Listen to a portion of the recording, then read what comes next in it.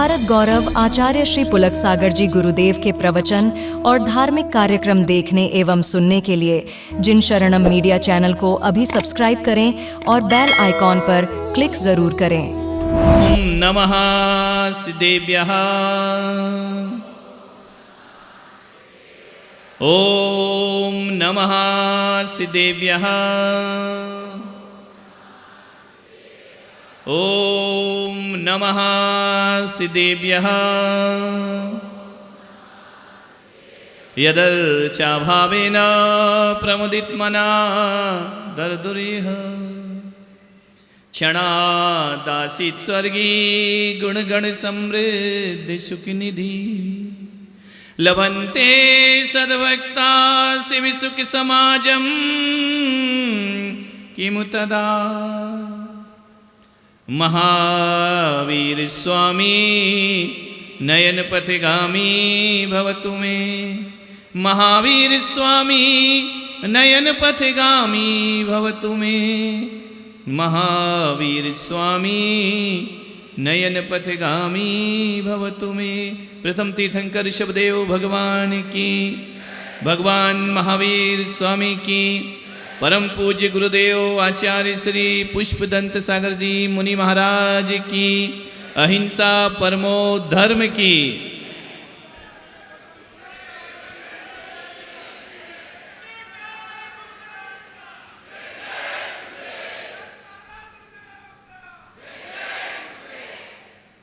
बस प्यारी प्यारी भव्य आत्माओं, भगवान ऋषभदेव की इस पावन भूमि पर आज ज्ञान गंगा महोत्सव का आयोजन हो रहा है। वो भगवान ऋषभदेव जिन्होंने कभी हिमालय पर तपस्या की, अष्टापद में तपस्या की, कैलाश पर तपस्या की। कैलाशवासी यदि जैनों में कोई है तो प्रथम तीर्थंकर ऋषभदेव भगवान हुआ करते हैं। तो गंगा भी कहां से निकलती है? हिमालय से निकला करती है। कभी ख्याल करना, एक गंगा वो होती है जो हिमालय से निकलती है, हरिद्वार ऋषिकेश प्रयागराज होते हुए गंगा सागर में जाकर समाहित हो जाया करती है। कभी विचार करना कि जब वो गंगा निकलती है तो गंगोत्री में गंगा एक पतली धार की तरह चला करती है और वह पतली धार इलाहाबाद जाते जाते विशाल तट ले लिया करती है और विशालता होते हुए गंगा सागर बन जाया करती है। तो आज ये गंगा सागर ज्ञान गंगा यहां से भी एक पतली धार के रूप में निकल रही है।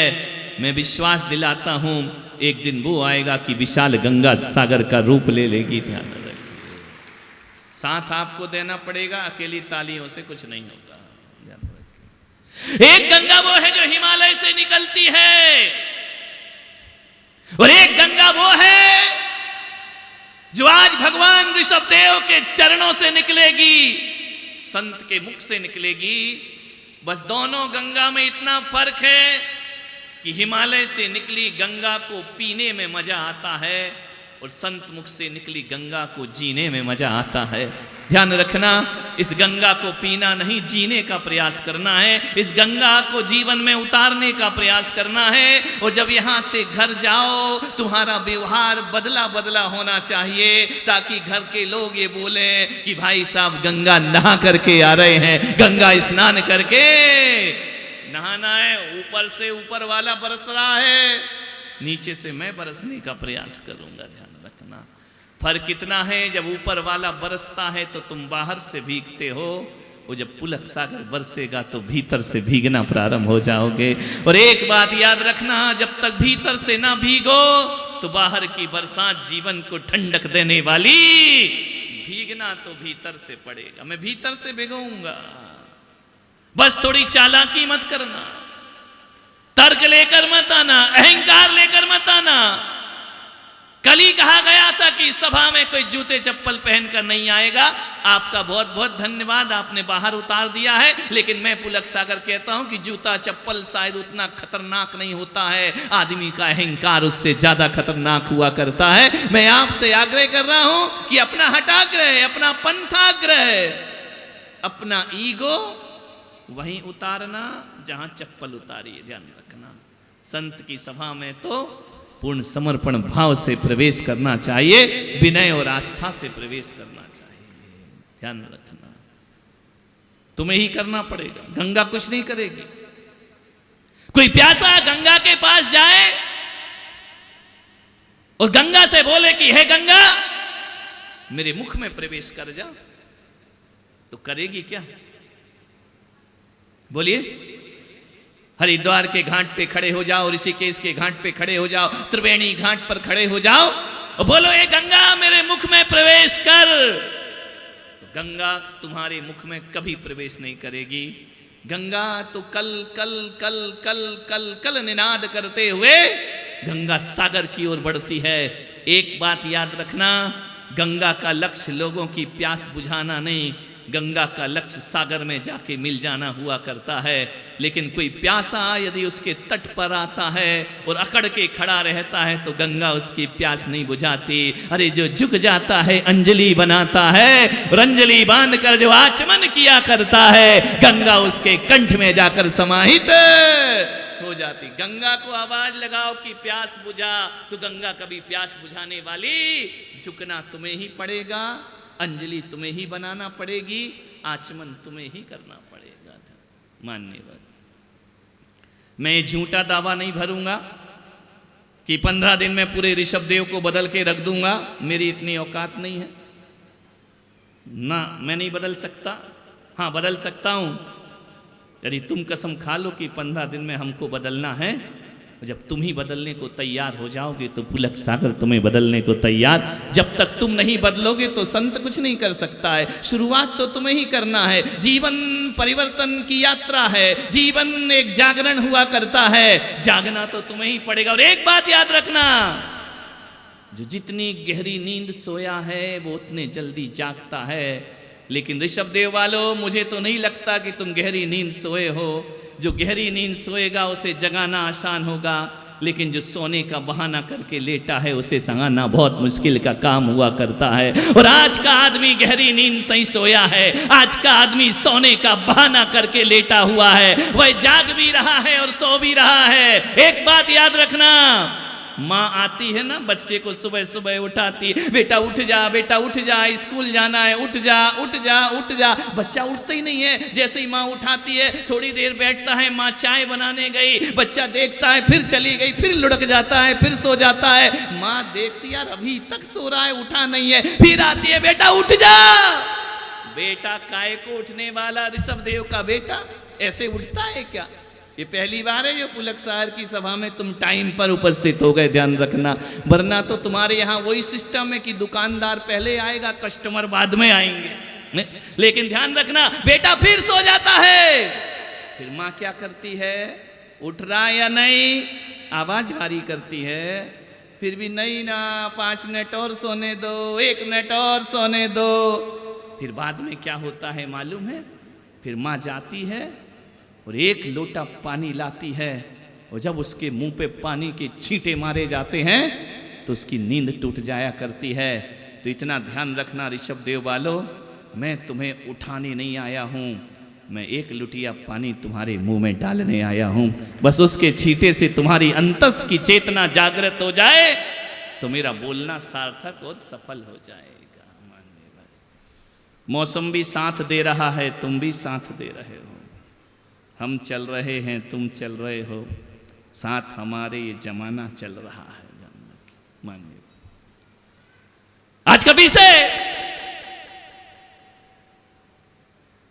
एक बात याद रखना,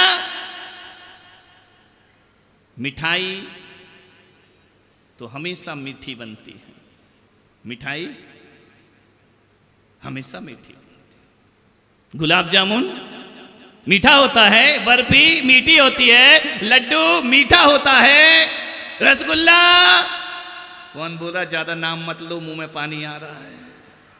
ध्यान रखिए, मिठाई हमेशा मीठी होती है, मगर ऋषभ देव वालों आओ इस बार मिठाई नहीं, अपना व्यवहार मीठा बनाने का हम प्रयास करें। ध्यान रखिए, एक बात याद रखना, मिठाई कितनी भी मीठी हो उससे जिंदगी नहीं बदला करती है, और व्यवहार मीठा हो जाए तो जीवन में परिवर्तन अपने आप आ जाया करता है। और एक बात याद रखना, किसी को मिठाई खिलाने से ही मुंह मीठा नहीं होता है। आज पहला दिन है ना, तो आज मैं ऋषभ देव वालों का मुंह मीठा करना चाहता हूँ। मेरे पास गुलाब जामुन नहीं, मेरे पास रसगुल्ला नहीं, मेरे पास बर्फी नहीं, मेरे पास चमचम नहीं, मेरे पास रबड़ी नहीं, लेकिन मैं इतना कहता हूँ कि जरूरी नहीं है कि मिठाई खिलाने से मुंह मीठा हो, मीठा बोलने से भी मुंह मीठा हो जाया करता है। जिंदगी मीठी हो जाया करती है, जीवन मीठा हो जाया करता है। व्यवहार को मीठा बनाओ, वाणी को मीठा बनाओ, जुबान को मीठा बनाओ। ध्यान, मीठी जुबान होना चाहिए। एक बात याद रखना, कोई तुम्हारे घर आए, भोजन को पूछो, भोजन नहीं दे सकते, पानी को पूछो, पानी नहीं दे सकते, सुपारी को पूछो, सुपारी वो वाली नहीं, नहीं तुम लोग समझो कि सुपारी निकाल दो इसके नाम की। सुपारी को पूछो, सौंफ को पूछो, वो भी नहीं कर सकते। मीठे शब्द बोलो, मीठी वाणी बोलो, आइए बैठिए पधारिए। वैसे तो ये राजस्थान है, यहाँ तो आओ भी पधारो और जाओ भी, समझ ही नहीं आता क्या बोल रहा, आने का बोल रहा कि जाने का बोल रहा है। जोधपुर साइड तो और चल जाओ, तो पधारो सा और पधारो सा, हर जगह सा है। वाणी मीठी होना चाहिए। शब्द फोकट में मिलते हैं, लेकिन एक बात याद रखना, इन शब्दों की कीमत चुकाना पड़ती है। शब्दों का यदि सही इस्तेमाल कर लिया जाए तो यही शब्द जीवन के लिए वरदान बन जाते हैं, और शब्दों का यदि गलत इस्तेमाल किया जाए तो यही शब्द जीवन के लिए अभिशाप बन जाते। शब्द सोच समझ के बोलना, ध्यान रखना, मीठा बोलना, अच्छा बोलना, मधुर बोलना। मानव तन मिला है, एक ही आग्रह, एक ही निवेदन आपसे करता हूं, करो वही जो सच्चा हो, करो वही, एक सूत्र दे रहा हूं जीवन का, करो वही जो सच्चा हो, करो वही जो सच्चा हो, बोलो वही जो अच्छा हो, वाणी वही जो मीठी हो, वाणी वही जिसमें मीठा हो, गीत वही जिसमें गीता हो। ध्यान रखिए, देखो वही जो सत्यम शिवम सुंदरम हो, खाओ वही जो प्रसाद हो, और पियो वही जिसमें अनहद नाद हो। ध्यान रखिए, जीवन आपका सही होगा, चाल वही जिसमें चरित्र हो, और जीवन वही जो पवित्र हो। ध्यान रखिए, पवित्रता की ओर बढ़ने का प्रयास करिए। बोलना सीख जाए आदमी। आज पूरे देश में ये बोलना राष्ट्रीय बीमारी हो गई है। हर कोई बोलता है, इतना बोलता है, इतना बोलता है, इतना बोलता है, इतना बोलता है आदमी कि उसके बोलने का कोई महत्व नहीं रहता। बोलने में आदमी, ध्यान रखना, ये बोलना वाणी जोड़ती भी है और वाणी तोड़ती भी। कितना बोलता है आदमी, कितना बक बक करता है आदमी, समझ नहीं आता है। परमात्मा ने आपको मालूम है 2 कान और 1 जीभ दी है। कितनी जीभ दी है? कान कितने दिए हैं? बोलो, सो गए क्या कि पानी लाऊं 1 लुटिया? है? कितने कान दिए हैं? 2 कान 1 जीभ कुदरत ने तुमको दी है। मालूम है क्यों दिए हैं? कि सुनो ज्यादा, बोलो, और तुम क्या करते हो? बोलते ज्यादा हो और सुनते। ध्यान रख, क्या व्यवस्था प्रकृति ने, कुदरत ने सौंपी है। जो इंद्री 2 है उससे 1 काम है, वो जो एक है उससे दो काम है। आंखें कितनी हैं, काम कितने हैं दोनों के? ये वाली आंख क्या करती है? देखती है, और ये वाली दोनों ही देखती। कान कितने हैं? दो हैं, ये भी सुनता है और ये भी सुनता है। हाथ भी दो हैं, ये भी वही काम करता है, ये भी वही काम करता है। पैर दो हैं, उसका भी काम एक ही है, चलना। ध्यान रखना, दायां पैर भी चलता है और बायां पैर भी चलता है। लेकिन एक बात याद रखो ऋषभ देव वालों, नाक कितनी है? एक। कटवाओगे तुम, लग रहा है पूरी। एक नाक दिख रही है तुमको? यदि एक नाक होगी तो बाबा रामदेव योगा कहां से कराएंगे? प्राणायाम कहां से होगा? दायां स्वर और बायां स्वर, विचार करिए, नहीं तो प्राणायाम योगा गड़बड़ हो जाएगा, बाबा रामदेव का योगा समाप्त हो जाएगा। आपसे इतना निवेदन करना चाहता हूं, नाक भी दो है, केवल आंख केवल जुबान एक है। ध्यान रखना, जो दो है वो एक काम करती है, और जो एक है वह दो काम करती है। जुबान अकेली है लेकिन उसके काम दो हैं, एक चखना और एक बकना। ध्यान रखना, दो काम करती जुबान, चखती भी है और बकती भी है। चखना भी इसका काम है और बकना भी। लेकिन इतनी होशियार है जुबान, चखती तो मीठा मीठा है। आगे की बात आपको मालूम है, ऐसी बातें आपको जल्दी समझ में आती है। चखती बड़ा मीठा मीठा है लेकिन बोलती बड़ा तीखा तीखा है। ध्यान रखिए, जब भी बोलेगी आग उगलेगी। ध्यान रखिए, मान्य ध्यान रखिए। मैं कहता हूं कि ना तो लोग दौलत से दुनिया में राज करते हैं, ना तो लोग शोहरत से दुनिया में राज करते हैं, ना लोग ऊंचे ऊंचे पदों से दुनिया में राज करते हैं। यदि दुनिया में कोई राज करता है तो मीठी जुबान से लोग दिलों में राज किया करते हैं। ध्यान रखना, दिल। मोदी जी के पास क्या है? बोलना ही तो है, और क्या है? ध्यान रखिए। और जे दूसरी पार्टी के पास बोलने वाला कोई है ही नहीं ढंग का। ध्यान रखना, मान्य बोल बोल के दुनिया हिला दी। मान्य एक ही चीज, मीठा बोलो। मेरी एक बात मान लेना, जब भी बोलना तो मीठा बोलना। और इंसान की तरह यदि बोलना ना आए तो जानवर की तरह चुप रहना सीख लो। ध्यान रखना, बोलो तो इंसान की तरह, वरना जानवर की तरह चुप रहो, उसमें तुम्हारी भलाई है। मत बोलो। लेकिन आदमी इतना बोलता है, इतना बोलता है, इतना बोलता है कि दिन तो छोड़ो, आदमी तो रात में भी बोलता है, और रात तो छोड़ो, वो एक हमारे कमरे में सोता है, रात में ही बड़बड़ाता है, नींद में ही। अरे इनका सोने में तो शांत रहे मेरे भाई, जागेगा तब बोलेगा, दिन बोलेगा, रात बोलेगा, गहरी नींद में भी बड़बड़ बड़बड़ बड़बड़ चलता रहता है। एक बात बताओ ऋषभ देव वालों, तुम बोलना कितने वर्ष के बाद सीखते हो? जन्म के कितने वर्ष बाद बोलना सीखते हो?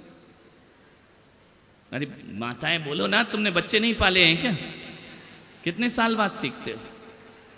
1 साल, 1-1.5 साल में बच्चा बोलने? मुझे एक्सपीरियंस नहीं है और मुझे याद भी नहीं कि मैं कब बोलना सीखा हूं। ध्यान रखिए, 1-1.5 साल में बच्चा बोलना सीखता है। मान्यवर, एक बात याद रखना, 1-1.5 साल में तुम बोलना तो सीख जाते हो, पूरी जिंदगी गुजर जाती है, क्या बोलना है ये कोई नहीं सीख पाता है। ध्यान रखिए, क्या बोलना है और कैसे बोलना है। अकेले बोलने को बोलना नहीं कहा जाता है। अरे जो बेहोशी में बोला जाता है वो बड़बड़ाना होता है, और जो होश में बोला जाता है वो ही हकीकत में बोलना हुआ करता। होश पूर्वक बोलो, बेहोशी में मत बोलो। जब भी बोलते हो लठमार बोलते हो, ऐसा बोलो कि तुम्हारी वाणी से फूल झरना चाहिए। जो आदमी ईंट का जवाब पत्थर से देता है वो जिंदगी में कभी सफलता को प्राप्त नहीं हुआ करता है। जो आदमी गाली का जवाब गाली से देता है वो जीवन की ऊंचाइयों को कभी प्राप्त नहीं कर पाता है।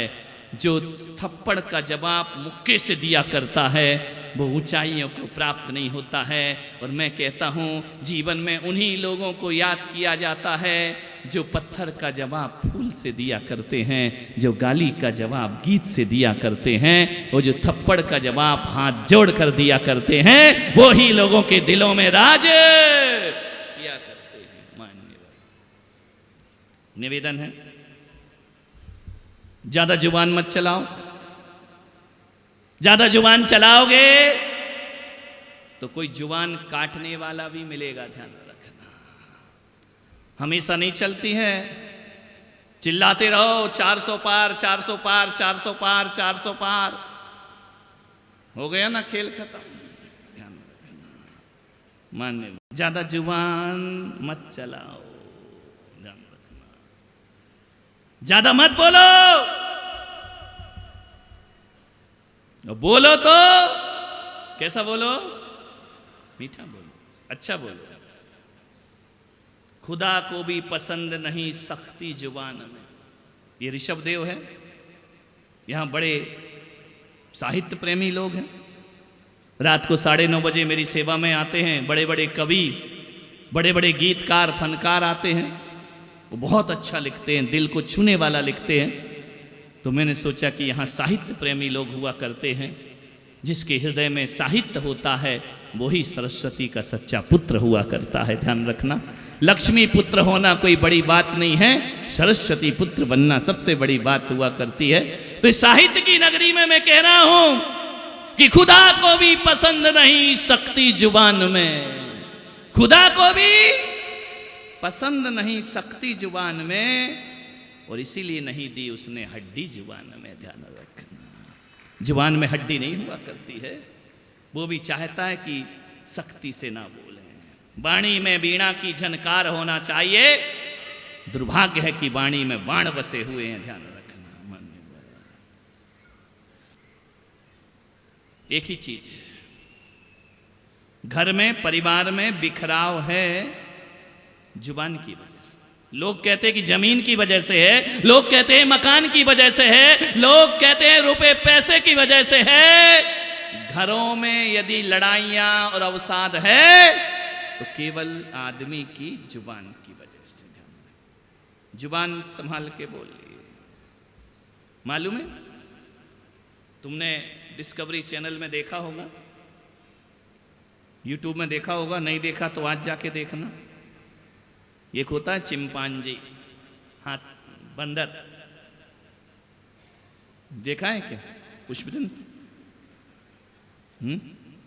एक चिंपांजी होता है, वो बंदर होता है, और डार्विन की थ्योरी कहती है कि मनुष्य बंदर का विकास है या नहीं ये मुझे नहीं मालूम। मैं अपने पूर्वजों को बंदर नहीं कह सकता हूं, बाकी आपकी मर्जी, ध्यान रखिए। एक चिंपांजी होता है और एक आदमी होता है, दोनों में अंतर मालूम है? दोनों में 98% जीन्स एक से होते हैं, हार्मोन्स एक से होते हैं, दोनों की हरकतें एक सी होती हैं। वो भी 2 पैरों से चल सकता है, वो भी हाथ मिलाता है, वो भी बात करता है, कभी देखना, वो भी आदमी की भाषा को समझता है। ध्यान रखना, उस बंदर और मनुष्य में 2% का अंतर है।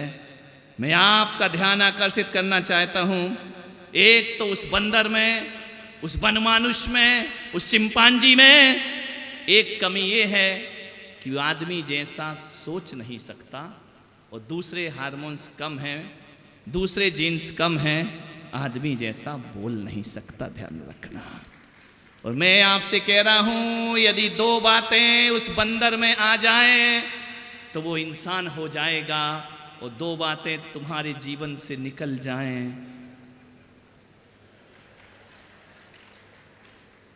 Without tell 2 legs। समझ में आ रहा? केवल 2 बातों के कारण तुम महान हो कि तुम मनुष्य की तरह सोच सकते हो और मनुष्य की तरह मीठा बोल सकते। 2 चीजों में तुम पिछड़ रहे हो। मान्य क्या सोचते हो? माताओं बहनों से निवेदन करूंगा, किसी घर में 2 बहुएं हैं, आजकल तो मुश्किल का काम है, एक ही औलाद पैदा हो रही है। पहले 2 बहुएं होती थी, 3 बहुएं होती थी, 4 बहुएं होती थी, चारों बहुओं को एक सा प्यार नहीं मिला करता था। किसी बहू पर सासू की विशेष कृपा हुआ करती थी, किसी बेटी पर माँ की बहुत कृपा हुआ करती थी, किसी पर नहीं हुआ करती थी। बहुत सी महिलाएं सिर हिला रही, लगता दो हैं उनके घर में। बात दिल तक पहुंच रही है। एक को ज्यादा चाहती सास, दूसरे को कम चाहती है।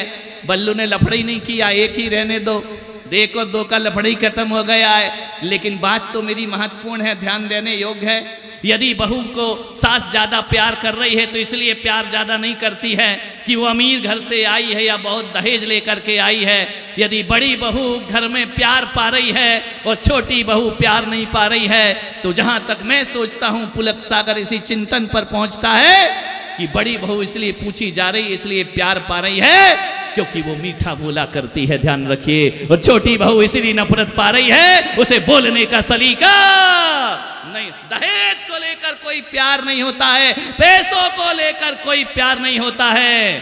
घर में यदि किसी को इज्जत मिलती है तो उसका मीठा बोलना और मीठे व्यवहार से आदमी को इज्जत मिला करती है, ध्यान रखिए। मीठा बोलना शुरू कर दो, दिलों पर राज करना प्रारंभ हो जाएगा, ध्यान रखिए। व्यवहार अच्छा रखो, व्यवहार खराब होगा तो कुछ नहीं होगा। महाभारत काल की तरफ चलते हैं। खंड प्रस्थ दिया गया पांडवों को, बंजर भूमि दी गई, जहां पानी नहीं बरसेगा, जहां फसल नहीं होगी। अंधे धृतराष्ट्र पांडु पुत्रों को इंद्रप्रस्थ खंड प्रस्थ दिया करते हैं। लेकिन एक बात याद रखो, यदि आदमी में हुनर होता है ना, तो खंड प्रस्थ को भी इंद्रप्रस्थ बना दिया करता है। और आदमी में हुनर ना हो तो हस्तिनापुर भी खंड प्रस्थ में बदल जाया करता है, ध्यान रखिए। कोई बात नहीं, पांडवों ने कहा हमें स्वीकार है। इंद्र खंड प्रस्थ दे दिया गया, अपने परिश्रम से, अपने शौर्य से, अपनी बुद्धिमता से पांडवों ने बहुत सुंदर महल खड़ा कर दिया। इतना सुंदर महल, इतना सुंदर महल, पूरी दुनिया उस महल को देखने जा रही। दुर्बुद्धि दुर्योधन ने सोचा, सब तारीफ कर रहे उस महल की, सब तारीफ कर रहे हैं, चलो मैं भी चलकर देखता हूं कि खंड प्रस्थ को इंद्रप्रस्थ कैसे उन्होंने बना दिया। देवताओं ने आकर के उस नगरी की रचना कर दी। दुर्बुद्धि दुर्योधन के मन में भी आया कि चलो मैं भी चल करके देखता हूं, बड़ी प्रशंसा हो रही है। मैंने तो उन्हें बंजर भूमि दी थी, खंडर दिया था, कैसे उन्होंने कर दिया। जाकर के पहुंचे, बड़ा नजारा अद्भुत था इंद्रप्रस्थ का। जो खंड प्रस्थ था इंद्रप्रस्थ में बदल गया। इतना सुंदर नजारा, शायद वो नजारा आज के आर्किटेक्ट पढ़े लिखे भी नहीं बना सकते हैं। जो उस जमाने में ऐसा बिल्डिंग बनाई गई, ऐसा भवन बनाया गया। इतनी पढ़ाई नहीं थी, कोई डिप्लोमा नहीं था, कोई डिग्री नहीं थी उनके पास। इतना सुंदर महल बनाया कि जहां पानी होता था वहां सूखा दिखता था, दृष्टिभ्रम। और जहां सूखा होता था वहां पानी। दुर्योधन ने कहा चलो हम भी देखते हैं कैसा महल है। जैसे ही पहुंचे, अरे उसने देखा यहां तो पानी पानी भरा है। उसने अपनी धोती संभाली और उतरा पानी में। पानी तो था ही नहीं, दिख रहा था मृग मरीचिका। उसने कहा ये कैसा है, दिखता पानी है तो सूखा, पैर भी गीले नहीं हो रहे।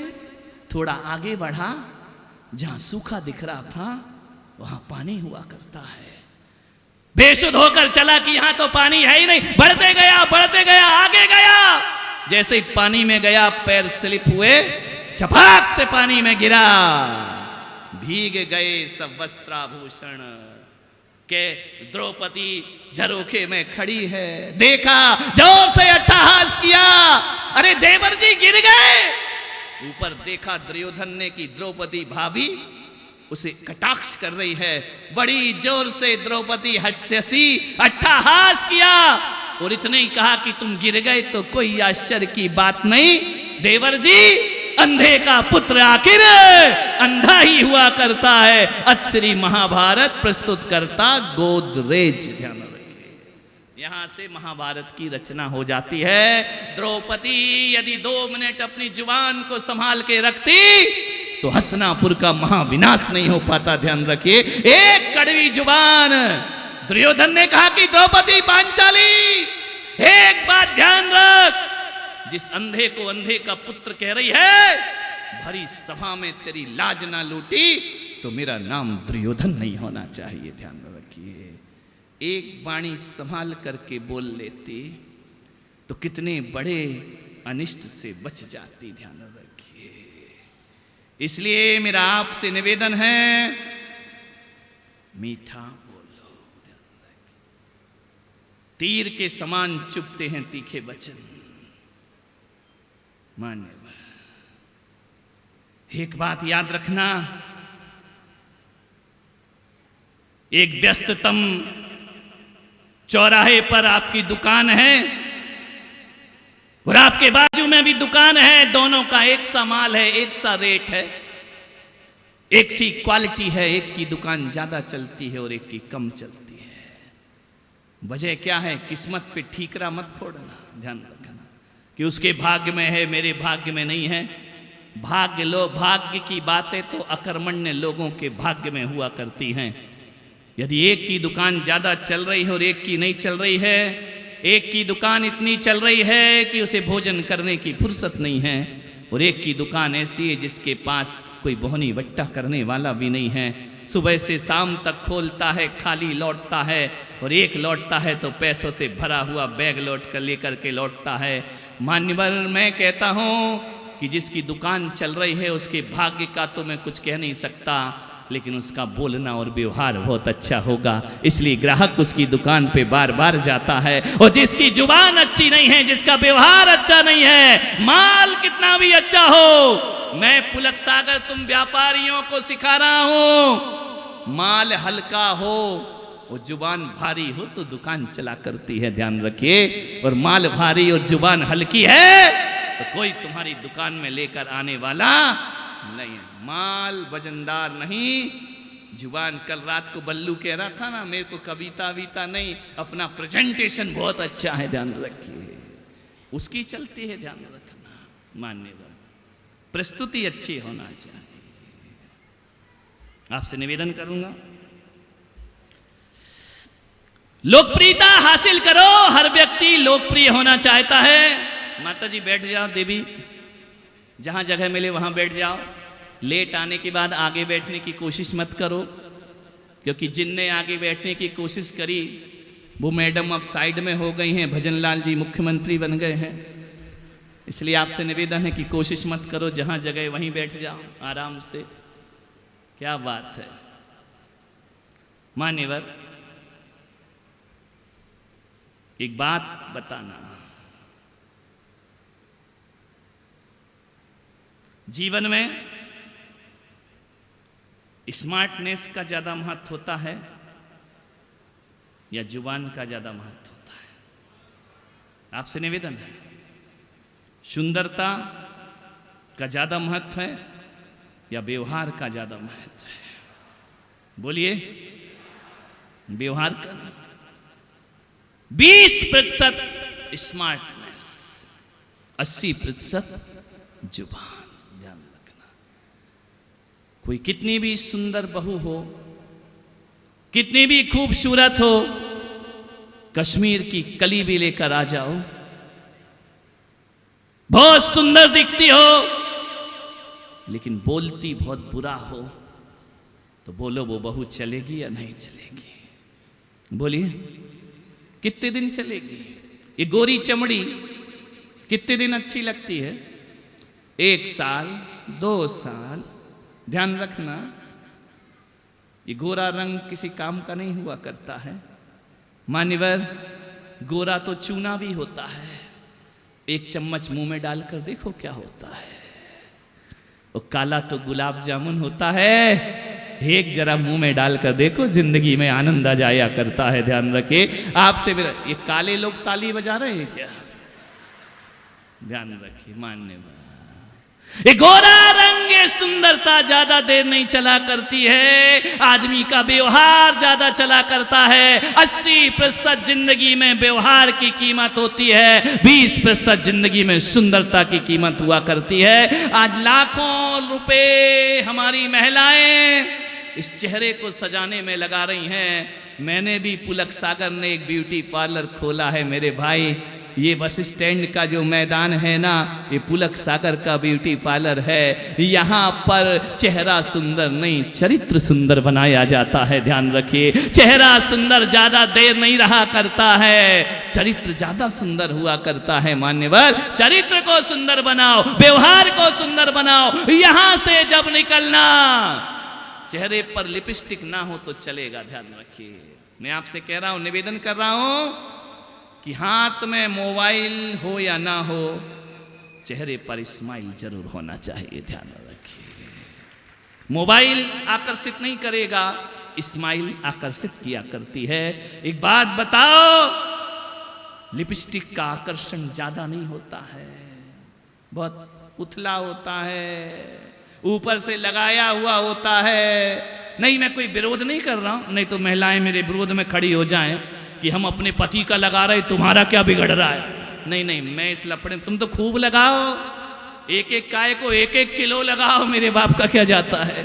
पति कमा रहा है, करो ऐश करो जिंदगी में। ध्यान रखिए, मेरा कोई विरोध नहीं है आपके लिपस्टिक लगाने से, मेरा कोई विरोध नहीं है आपके सौंदर्य प्रसाधन से, मेरा कोई विरोध नहीं है आपके ब्यूटी पार्लर जाने से। मेरा बस विरोध इतना है कि चेहरा जितना सुंदर हो, व्यवहार उससे ज्यादा सुंदर हमारा होना चाहिए। आपसे मैं यही आग्रह करना चाहता हूं, आदमी को व्यवहार खूबसूरत बनाना चाहिए। आपसे यही मेरा आग्रह है, मीठी वाणी होना चाहिए। कौन कहता है कि लिपस्टिक से सुंदरता आती है? आती है क्या? बोलो, अब बोलो, शर्मा मत, देखो अब लगाना है तो लगाओ। लिपस्टिक लगा के सुंदर दिखते हैं क्या लोग? बोलिए, दिखते हैं, उसमें काय का डर है। लेकिन एक बात मैं महिलाओं से पूछूंगा कि जब तुम कहती हो कि लिपस्टिक लगाने से सौंदर्य बढ़ता है, तो एक बात बताओ, तुम बिना लिपस्टिक वाले पे क्यों मरती हो? फिर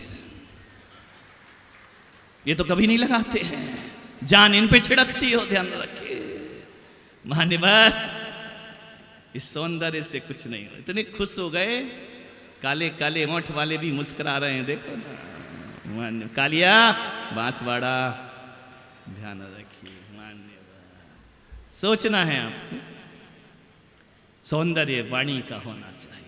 आज ये हजारों लोग यहां आकर के बैठे हैं, अपने घर को एडजस्टमेंट करके, व्यापार को एडजस्टमेंट करके यदि पुलक सागर के दरबार में आए हैं, तो मेरे पास ना टोना है, ना जादू है, ना मंत्र है, ना तंत्र है, ना गंडा है, ना तावीज है। मेरे पास यदि कुछ है तो मेरे पास तावीज नहीं है, मेरे पास वाणी के बतासे हैं जो मैं लोगों को बांटा करता हूं। वाणी का मिठास है, वाणी का प्रसाद है, वाणी सबसे बड़ी साधना हुआ करती है। आदमी बड़े बड़े उपास करे या ना करे, पर्यूषण पर्व के उपास करे या ना करे, आदमी नवरात्रि के उपास करे या ना करे, करवा चौथ करे या ना करे, आदमी भोजन छोड़े या ना छोड़े, आदमी बुरे वचन बोलना छोड़ दे, धरती पर स्वर्ग अपने आप उतर आया करता है। ध्यान रखिए, कहीं नहीं जाना है हमको।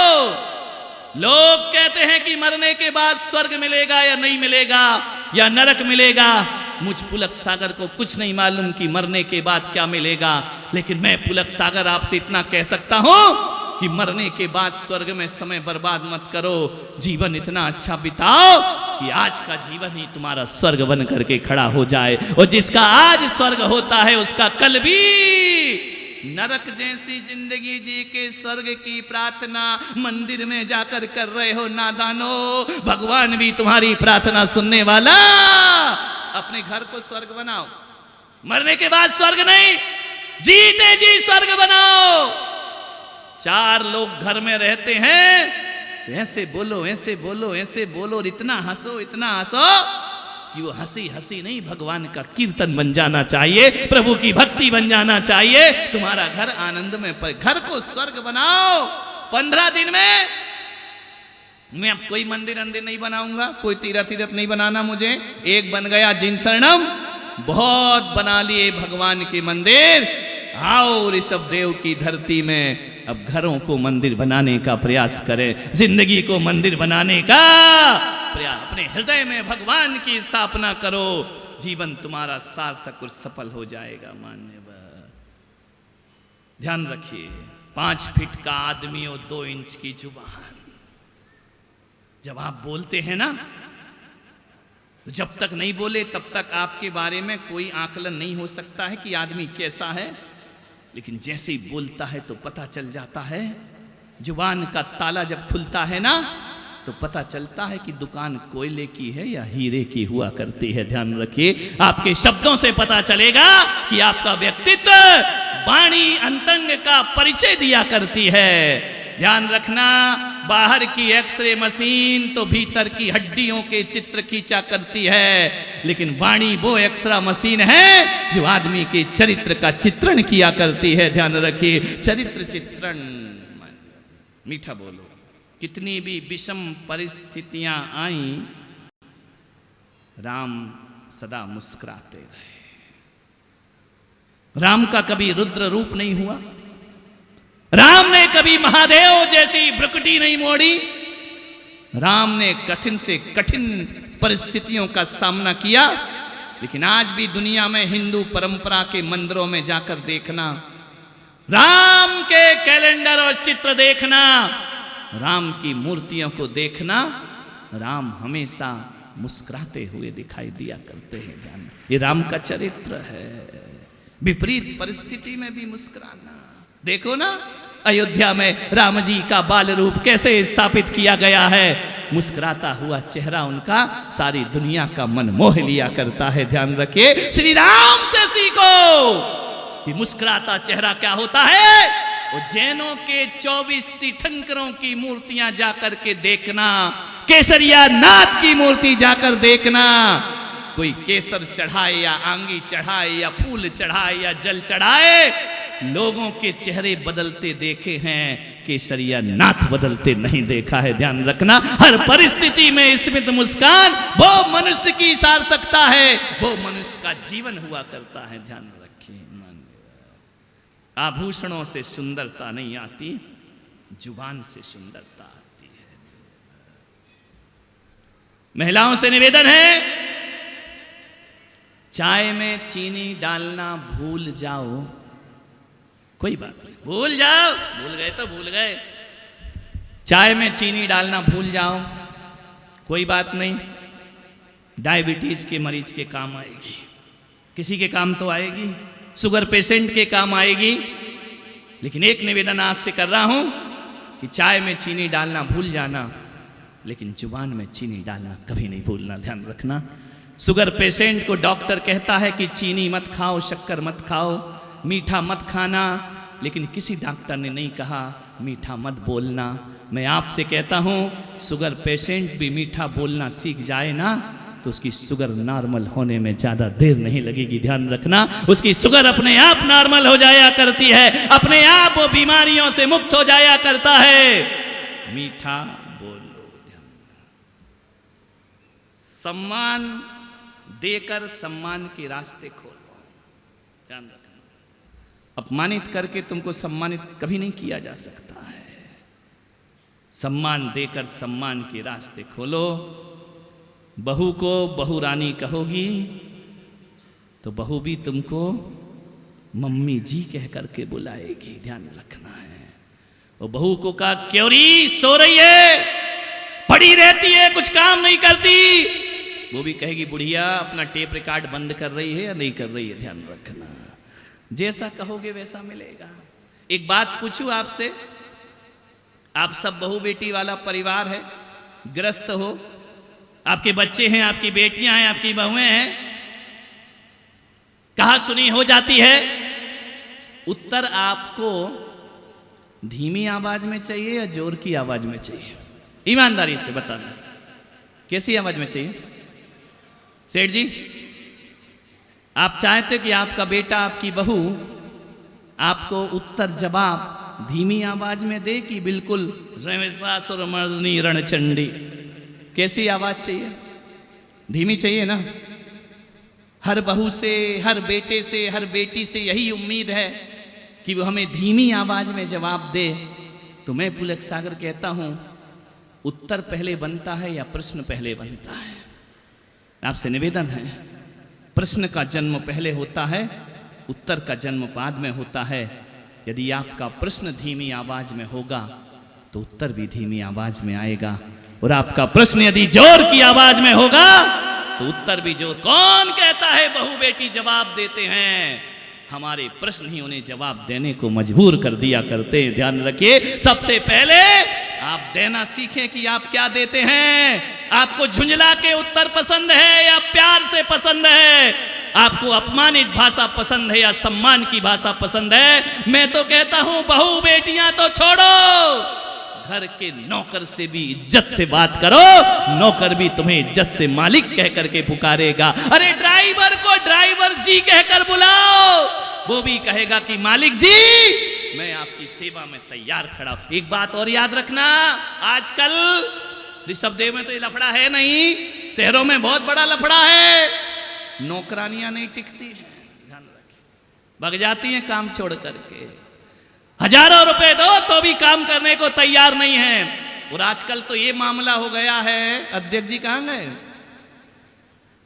कि आजकल इन महिलाओं को, शहर की महिलाओं को पति की कसम छड़ाओ तो कोई फर्क नहीं पड़ता। उनको इतना बोलो कि तेरी नौकरानी की कसम है, तो पति से ज्यादा नौकरानी चाहिए उनको। खाना कौन बनाएगा, कपड़े कौन धोएगा, प्रेस कौन करेगा? पति जाए तो जाए, नौकरानी बनी रहना चाहिए। ध्यान रखिए, आपसे निवेदन है, आपसे आग्रह कर रहा हूं, गुजारिश कर रहा हूं कि घर की नौकरानी को 100 रुपए कम देना, लेकिन मीठी जुबान बोलना। मैं कहता हूं उसकी तनख्वाह बढ़ाओ या ना बढ़ाओ, उसके प्रति प्रेम और सम्मान बढ़ाओ। मैं पुलक सागर गारंटी लेता हूं, कम पैसे में भी वो तुम्हारा काम जिंदगी भर नहीं छोड़ेगी। ध्यान रखना, क्योंकि आप उसे इज्जत देते हैं, आप उसे सम्मान देते हैं।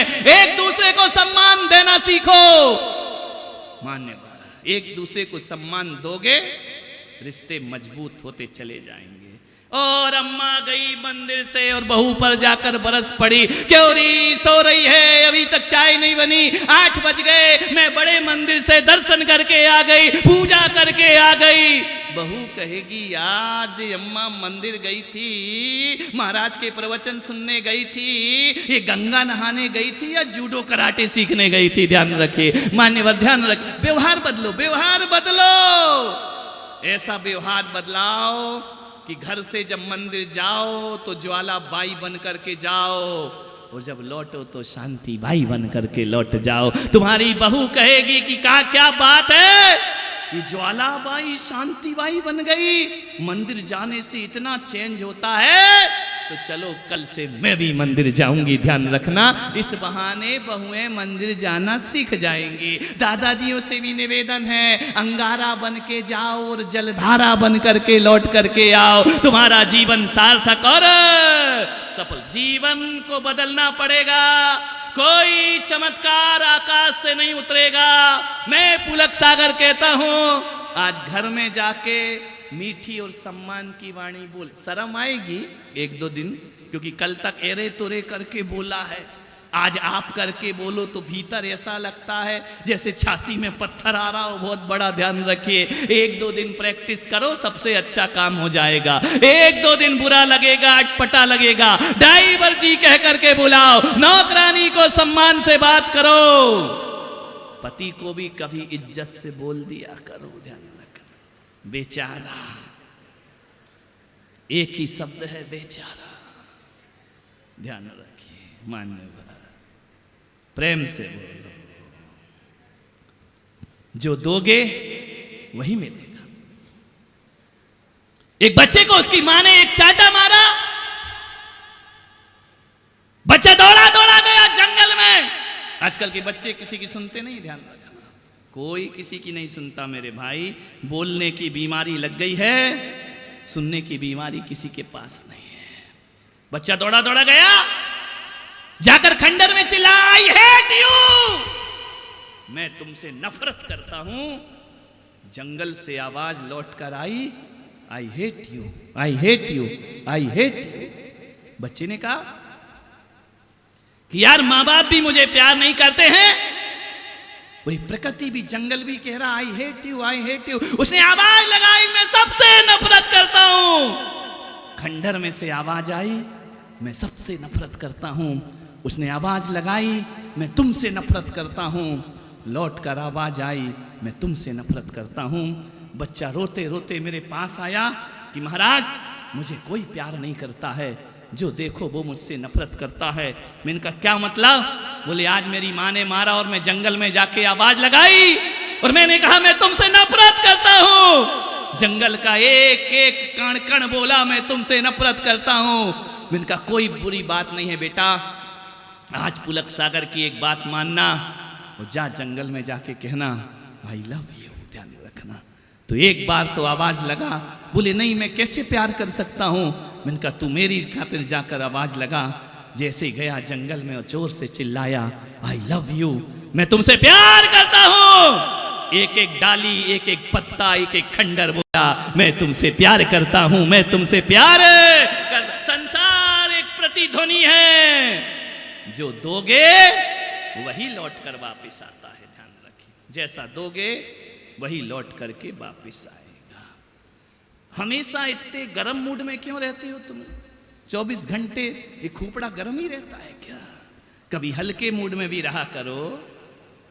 कुछ लोग ऐसे हैं जो छोटी छोटी बातों को बहुत बड़ी बना देते हैं, और कुछ लोग ऐसे हैं जो बड़ी बड़ी बातों को भी हल्के मूड में निकल। जितने हल्के रहोगे उतना आनंद रहेगा, ध्यान रखना।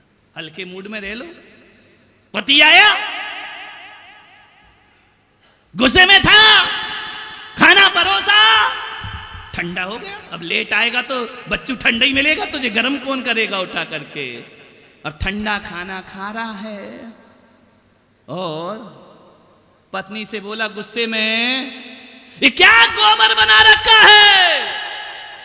पत्नी मेरा प्रवचन सुन के गई थी, प्रवचन नहीं सुनी होती तो बता देती, लेकिन उसने सुना, उसने कहा ठंडे मूड में रहो, ठंडे मूड में रहो। अरे क्या गोबर बनाया है? पत्नी ने कहा हाय राम, तुमने ये भी खा रखा है, ध्यान रख, इसका भी स्वाद जानते हो क्या? पति ने कहा धत तेरे की मानने वाला। एक बार ऐसा ही हुआ, एक आदमी गया किराने की दुकान में, बोले कुत्ते के बिस्किट मिलते हैं क्या? दुकानदार ऋषभदेव का था। उसने से ऊपर नीचे तक देखा और कहा यहीं खाएगा या घर ले जाएगा? ध्यान रखें, हल्के मूड में, हल्के मूड में रहो जिंदगी में। हमारा मनीष गया, छिपरा है, अहमदाबाद में था, बाल कटाने गया, जाकर के बोला क्यों भाई, कभी गधे की हजामत बनाई है क्या? वो अहमदाबादी था। उसने कहा बैठ, आज ट्राई करता हूं। मानने बल्लू गए अपनी पत्नी को लेके बाजार। पत्नी ने कहा, बल्लू ने कहा जमाना बदल गया है, अब वो सबको हंसाता तो मेरा भी तो नंबर आता है। बल्लू ने पत्नी से कहा तू कहे तो एक कुत्ता खरीद ले। पत्नी ने ऊपर से नीचे तक देखा,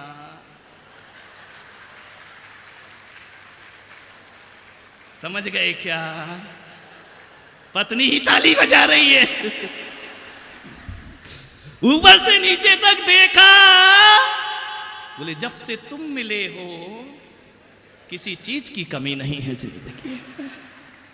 ध्यान रखिए, मान्यवर, जिंदगी हल्के मूड में ही जिया करो।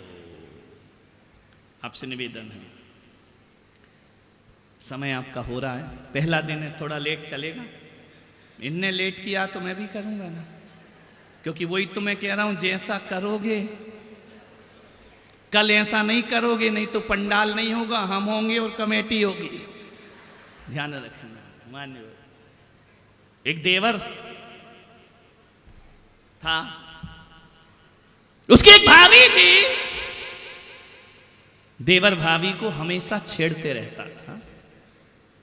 भाभी कैसी थी? एक आंख नहीं थी। अब नहीं थी तो भाभी क्या करे उसमें? तेरा भैया ही लेके आया तो क्या कर सकते हैं। वो जब भी देखे तो बोले भाभी कानी पिला दे पानी। छेड़ता था। देवर भाभी का रिश्ते छेड़ने का है। ओ भाभी दूध लेके आ। तो भाभी क्या बोले? दूध? जब मैं काणी हूं तो कहने की जरूरत क्या है? बिहार में भी यही हुआ। पटना राजधानी में लालू जी एक दुकान पर गए। जाकर के उन्होंने बोला कि ये बंदर का फोटो कितने में दिया? दुकानदार बोला बंदर नहीं आईना है। समझ गए क्या? ढंग से देख जरा, समझ में आ रहा? बोले भाभी कानी ला पानी। भाभी ने कहा पानी? छाछ मंगाए तो छाछ का पानी लाके देती थी मिला करके। बड़ा देवर दुखी हो गया। मेरे पास आया, बोले मेरी भाभी मेरा ख्याल नहीं रखती है। दूध मंगाओ तो छाछ का पानी लाती है। तो मैंने कहा क्यों? अरे बोली वैसे बहुत अच्छी है। लेकिन मैंने कहा जब वो अच्छी है तो तू गड़बड़ होगा, दो में से एक तो होंगे। क्या बोलता है तू भाभी को? बोले मैं बोलता हूं भाभी काणी दूध लेकर आ। तो मैंने कहा फिर क्या होता है? बोले दूध तो नहीं लाती, छाछ का पानी लेकर आती है। मैंने कहा आवाज थोड़ा सा भाषा चेंज कर दे। बोले क्या? मैंने कहा जाके बोलना ओ भाभी अच्छी, फिर मंगाना तू दूध क्या लाती है। गया घर में, ओ भाभी अच्छी। अरे उसने कहा अच्छी? ये निकम्मा कहां से सीख के आया ऐसी भाषा है? ये तो भाभी काणी ओ भाभी अच्छी, सबसे अच्छी मेरी भाभी अच्छी दूध ला। भाभी ने कहा बैठ। अंदर गई, फ्रिज खोला, दही निकाला, उसको बिलोया, केसर डाला, शक्कर डाली, गुलाब जल डाला। कौन बोलता है आपको कैसे बनाना आती है लस्सी? क्या बर्फ डाला, लस्सी बनाई, देवर जी पियो लस्सी। अरे उसने कहा वो छाछ का पानी कहाँ है? भाभी ने कहा बेटा कहेगा भाभी काणी तो मिलेगा छाछ का पानी, और कहेगा भाभी अच्छी पीने को मिलेगी लस्सी। ध्यान रखना, मीठा बोलोगे तो मीठा पाओ। मान्यवर, महाभारत का युद्ध चल रहा है। कुरुक्षेत्र में सेनाएं आमने सामने खड़ी हैं। युधिष्ठिर उतरे अपने रथ से, वो जाकर के उन्होंने भीष्म पितामह को प्रणाम किया, गुरु द्रोणाचार्य को प्रणाम किया, कृपाचार्य को प्रणाम किया। कुरुक्षेत्र में शंखनाद होने वाला है। भीष्म को प्रणाम किया, पितामह तुम्हें प्रणाम करता हूं।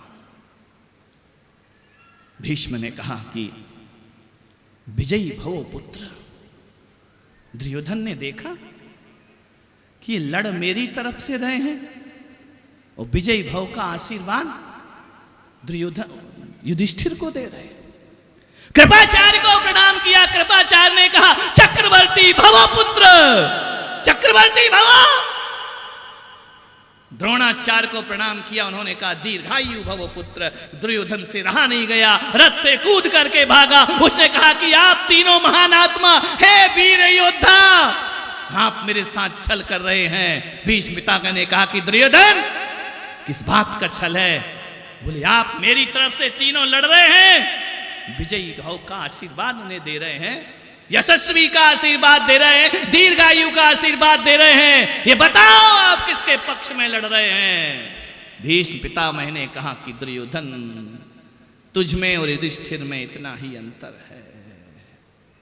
युधिष्ठिर आए, उन्होंने मुझे प्रणाम किया। और एक बात याद रख दुर्योधन, यदि युधिष्ठिर से पहले तू मुझे प्रणाम कर लेता तो मैं भी कहता दुर्योधन विजयी भव, ध्यान रखना। लेकिन तुमने आशीर्वाद लेना योग्य नहीं समझा, इसलिए ध्यान रखना। हे दुर्योधन, हम तेरे पक्ष में जरूर लड़ रहे हैं, लेकिन हम खड़े तो धर्म के पक्ष में हैं और सत्य के पक्ष में हम जाकर खड़े हुए हैं। यदि दुर्योधन थोड़ा सा तुम्हारे अंदर दिलों को जीतने की कला आ जाती, अरे तुमने देश जीतने की कोशिश करते हो, लेकिन दिलों को जीतने की कोशिश यदि कोई करता है तो धर्मराज युधिष्ठिर कहलाया करता है। ध्यान रखिए, वाणी का महत्व है। आपसे निवेदन है, 24 घंटे जिस घर में रहते हो ना, मंदिर जाते हो महिलाएं, यहाँ जाते हैं मंदिर? मुझे तो लगता है कि ऋषभदेव में अधिकतर सभी मंदिर जाते हैं।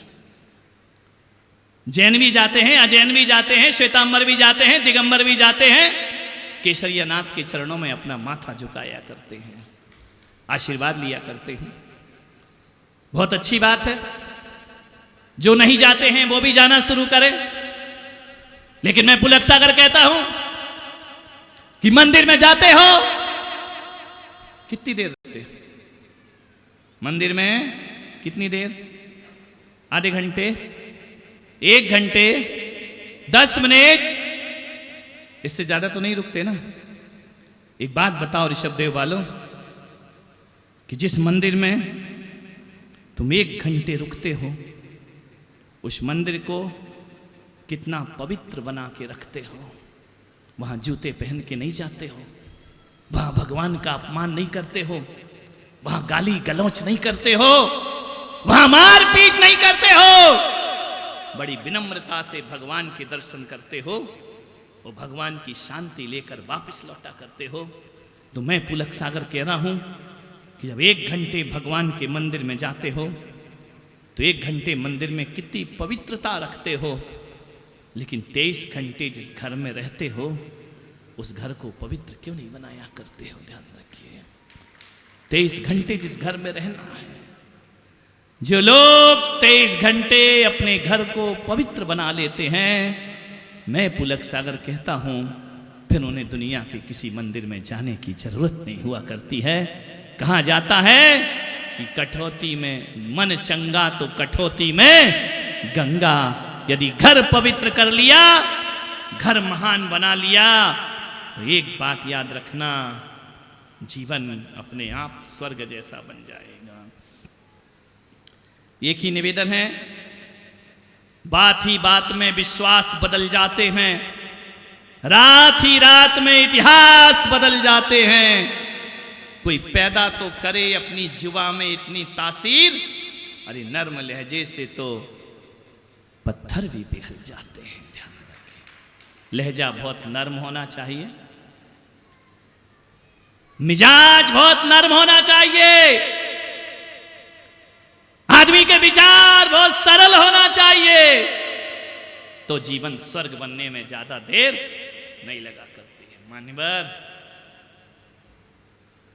आपसे यही कहूंगा, आज पहला दिन है, ज्ञान गंगा में डुबकी अभी नहीं, अभी गहराई में तो धीरे धीरे जाओगे, अभी तो किनारे आकर के बैठे हो।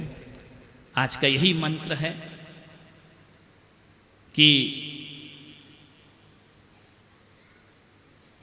वशीकरण यदि कोई मंत्र धरती पर है तो मीठी जुबान सबसे बड़ा वशीकरण मंत्र है। मीठी जुबान तो वो जुबान होती है जिसे गूंगा भी समझता है। मीठी जुबान तो वो जुबान होती है जिसे अंधा भी समझता है। और मीठी जुबान तो वो जुबान होती है, यदि मीठी तान छेड़ दी जाए तो जहरीली नागिन भी पिटारे में चली जाया करती है। ध्यान रखना है, इतनी मीठी जुबान अपनी पैदा करो, अपनी जुबान में वो तासीर कि लोगों को एक बात याद रखना, कहीं भी जाओ, एक सूत्र में आज का प्रवचन समाप्त हो जाएगा, कहीं भी जाओ, तुम्हारे जाने के बाद तुम्हारी कमी महसूस होना चाहिए। ऐसा जीवन मत बनाओ कि तुम चले जाओ तो लोग कहें अच्छा है धरती पर बोझ था चला गया। तुम्हारे जाने के बाद सुकून नहीं, तुम्हारे जाने के बाद बेचैनी हो जाना चाहिए, तो तुम्हारा जीवन सार्थक सफल होता है। समाज के लोगों ने निश्चित मेहनत की है, और मेरा एक भ्रम तो ऋषभ देव ने तोड़ दिया कि अच्छे चौमासे बड़े शहर में होते हैं। नहीं, बड़े शहरों को भी ऋषभ देव जवाब दिया करता है। ये हजारों की जन्मदिन पहले ही दिन पंडाल फुल जाने की कगार पर है, और कहता हूं कि जब से तुम्हारे ऋषभ देव में आया है ना, आया हूं, शहरों को भूल गया हूं, ध्यान रखना।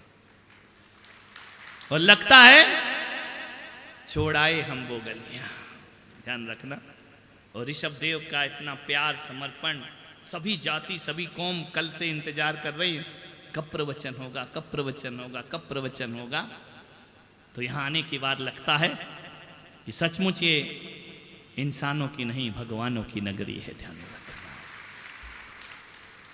दूर दूर से लोग खेरवाड़ा से भी पधारे हैं, सागवाड़ा से भी पधारे हैं, बिल्कुल ग्रीन सिग्नल, और हमारे यहाँ भी रेड सिग्नल है, आज की ड्रेस रेड है। और बांसवाड़ा से भी लोग पधारे हैं। तुम लोग इतना प्रवचन सुन चुके, फिर बार बार क्यों आते हो रे? ध्यान रखना, एक चुटकुला एक बार सुनोगे बोर हो जाओगे, एक बार सुनोगे अच्छा लगेगा, दूसरी बार थोड़ा कम अच्छा लगेगा, तीसरी बार और चौथी बार कहोगे बंद कर, क्या वही चुटकुला सुनाता है। ये चुटकुले की जिंदगी है, और एक संत की वाणी है, एक बार सुनो और सुनने का मन करता है, 1000 बार सुनने को मन करता है। सबको मालूम है क्या बोलेंगे हम, वो भी तुमको सब याद है, फिर भी बार बार सुनने को मन करे तो समझना वो संत की वाणी है जो जीवन को बदल दिया करती। आप सबने सुना, अनुग्रहित हूं। और कल से थोड़ा सा अपन सिस्टम व्यवस्थित करेंगे, अध्यक्ष जी, महामंत्री जी, अपन कर लेंगे, टेंशन मत लो, मैं हूं ना, है ना। और थोड़ा सा मुझे डिसिप्लिन अच्छा लगता है, नहीं तो ये तो राजस्थान की सभा है, जितने महाराज नहीं उतने श्रावक बैठे होते पंडाल स्टेज पर, लेकिन हमारे यहाँ स्टेज पर बिठाने की परंपरा नहीं, हम तो तुम्हें दिल में बिठाना चाहते हैं, ध्यान रखिए। और सबने सुना, अनुग्रहित हूँ। जय महादेव।